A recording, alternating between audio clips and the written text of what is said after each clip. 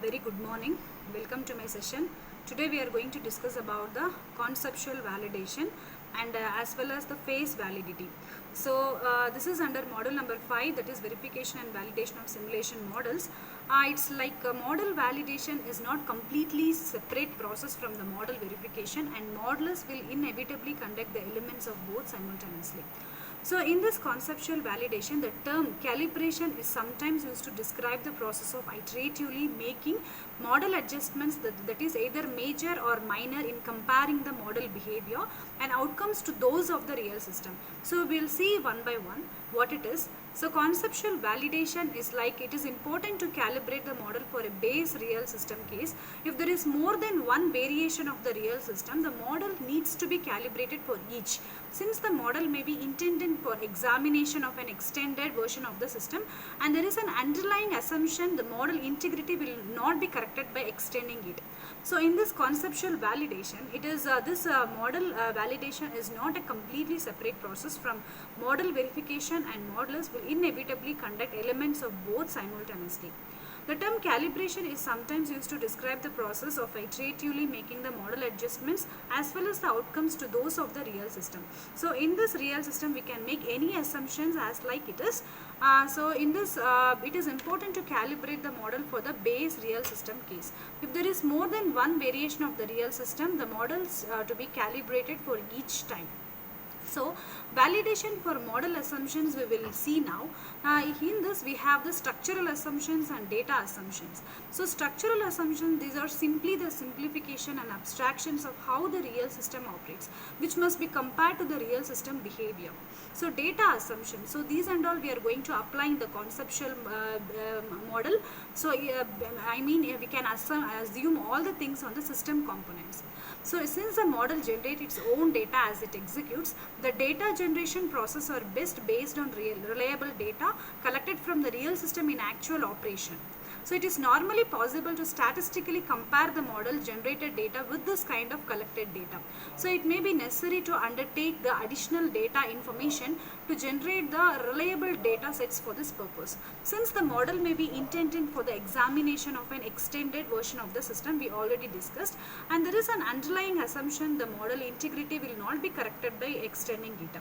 So for example, if we have an assumptions like in the common sense based environment, for example, we can say, for example, if you want to open the things in a small door, so that very large object, if you want to open in a very small door, so that we can't able to manage it, so we can cut it, otherwise we can use a common sense based environment. So by extending it, it won't be the model integrity will not be corrupted by extending it, they are telling in this concept. And then how we can use the inverse transformation technique also for some kind of distributions also. We will see that finally the model is expected to be able to accurately predict the real system behavior under the multiple scenarios. So if it cannot, then it will not have to be credible for guiding the process of making systematic changes. So this can be accomplished simply by determining accurate prediction of the past where there is a data to support such predictive behavior. Like we already discussed that simulation result will be very difficult to interpret. So these kind of outcomes and result is very difficult. Now why? Because we do have like assumption based and then inaccurate data, otherwise we can say appropriate data, inappropriate data we can say. So that the analyst, what they will do, they are going to compare with the existing one and they will be getting the proper output.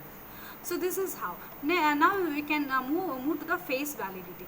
So what is phase validity? So phase validity is nothing but the knowledge of the real system, we can say. The knowledge of the real system, since ultimately a model is usually intended for the use of people's knowledge of the real system. So it is important for the model, like both conceptually and as implemented, to appear to be reasonable representation of the system. So obviously it is important to involve the possible users in the model development, and they should be asked to evaluate the model as it develops as to its reasonableness, like without any reason and without any knowledge. If those having the knowledge on the real system is called as phase validity. When model parameters are changed, so these type of user can address the question of whether or not the resulting behavior is reasonable and what they would expect in the real world case. So now we can see for any predefined probability distribution they are used, conduct the statistical goodness of fitness to test the real system. Assuming data of reasonable quality exists, it is also advisable to have the model report standard statistical measure for generated data to verify that these correspond to the expected values. So for example, we can say Turing test. This is one where both real and fake data, they are examined to see if it can be determined which is which and what is what, and how we can apply the assumptions based on these parameters, and it just produces a set of model runs and set of real runs in the same format and present them to people with expect knowledge of the system. Those who are having the knowledge of the real system is known as the phase validity. So present them with the task of determining which runs are model generated and which are not. So if the knowledge experts cannot distinguish which is which with any consistency, then the test is said to fail to demonstrate model inadequacy. If the knowledge experts can distinguish which is which with any degree of accuracy, then the modeler needs to question the knowledge experts to determine what modifications are needed in the model. So these and all we can say the things. If these type of user can address the question of whether or not the resulting model behavior is reasonable and what they are going to expect in the real world case. So this kind of testing should be very carefully planned, because the real user will not have the grasp of what constitutes a reasonable set of test cases. It may be prohibit you time wise, or otherwise we can to exhaustively test all the possible variations of the configuration. It may be possible to check model validity for this purpose by using the statistical sensitivity tests assumes enough real system is on hand. Like for example, what we can say, we can take the common sense based environment and we can apply depend upon the situation. See, we can't apply mathematical or any kind of physical models in all kind of situations. So based on the situations, we can apply the model assumptions and we'll be getting a result, some outcome of the simulation. So the analyst mainly what they are going to do is, the analyst is going to test with the existing one only, not with the future one. Validation of model assumptions. We already discussed this. There is a structural assumptions and data assumptions.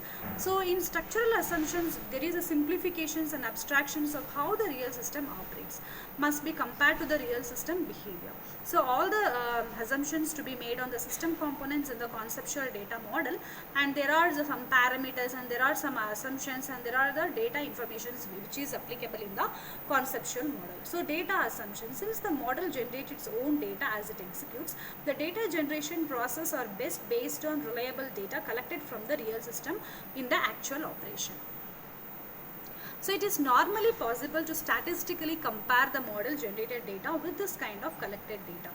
So it may be necessary to undertake the additional data information to generate reliable data sets for this concept. Thank you.